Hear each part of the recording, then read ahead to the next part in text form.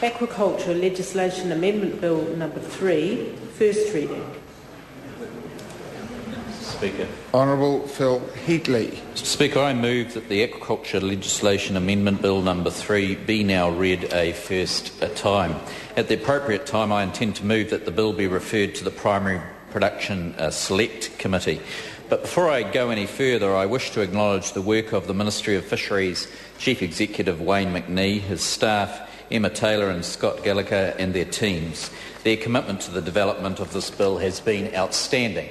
And given that our Chief Executive, Wayne McNee, is now moving to the Ministry of Agriculture and Forestry, it's fitting to recognise him today, as this is one of the significant pieces of work that he's led in his office as he has held it over the last 3 years. I can't go without, though, thanking the rest of the team, Kristen, Christine, Mary, Beth, Jessie, Sam, John, Tanya, Katrinka, Andrew, Phil, Daniel, Francis, Ada, Emma, Tim, Mark, Kathy, Tim, Don and Demelza for all the work that they've done. It's been an onerous process to work through and to make sure that we've satisfied all those who have a stake in our coastal environment, particularly those who want to make some economic benefit from it, but while, of course, maintaining the wonderful coastline that we have and the environmental surrounds. Now, this bill will reform aquaculture legislation. It will provide an efficient legislative and regulatory framework that enables marine-based aquaculture to fulfil its economic potential. We want to do that while ensuring development is environmentally sustainable and balanced with other uses of our coastal space. There's considerable opportunity for New Zealand's aquaculture industry to grow, and its potential that is yet to be reached.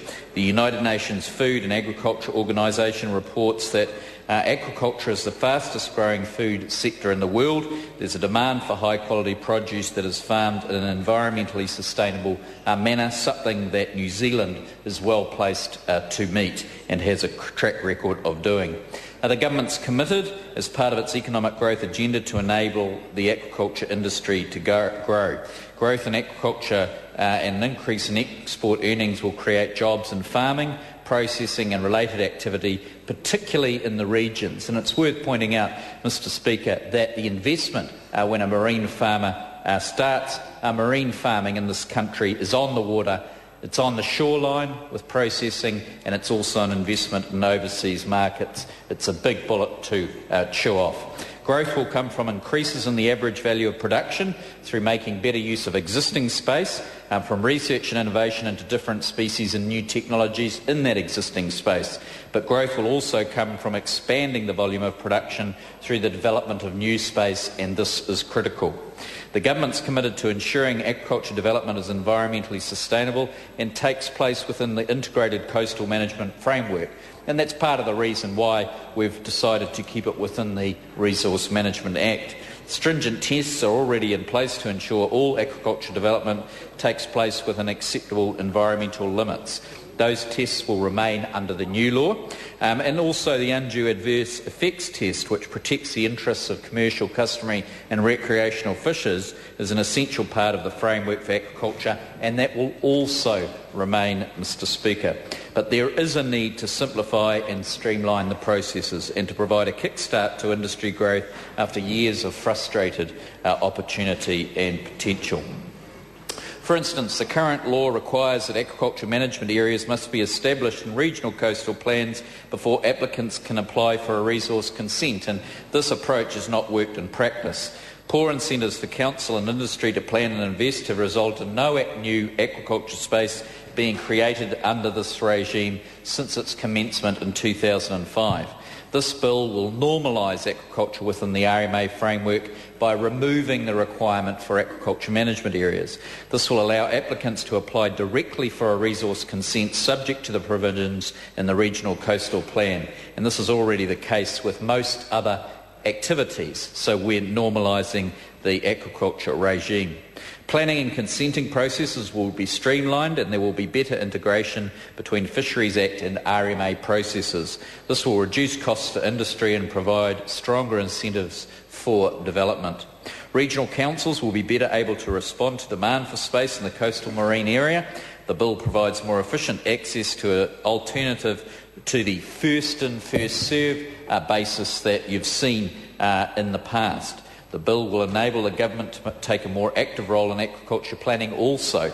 The bill creates a new ministerial power to recommend the making of regulations amending aquaculture-related provisions in regional coastal plans. And we don't foresee that being used without talking to the public and particularly the regional councils involved.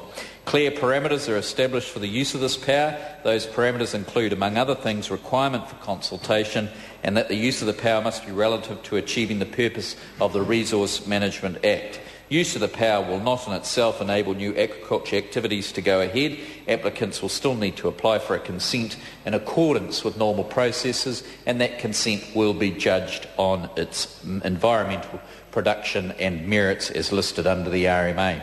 Some plan changes will be made directly through the enactment of this bill. We've decided to step in and make some changes, legislative changes to plans. These changes are in regions where current plan provisions present the greatest barriers to aquaculture growth and the opportunities for sustainable development within acceptable environmental limits is the greatest. The amended plans would enable applicants to be active for the farming of wider range of species, including finfish, and some expansion of existing farms. These changes will provide much-needed stimulus to investment and growth. The bill includes measures to bring existing marine farms into new regime with minimal disturbance. It will enable the processing of a backlog of applications, including those frozen, effectively in limbo under the current law. In most cases, processing will be able to proceed on commencement of the new law, subject to the provisions of the relevant regional coastal plan. The Government's also committed to ensuring the Crown continues to uphold the Maori commercial aquaculture settlement.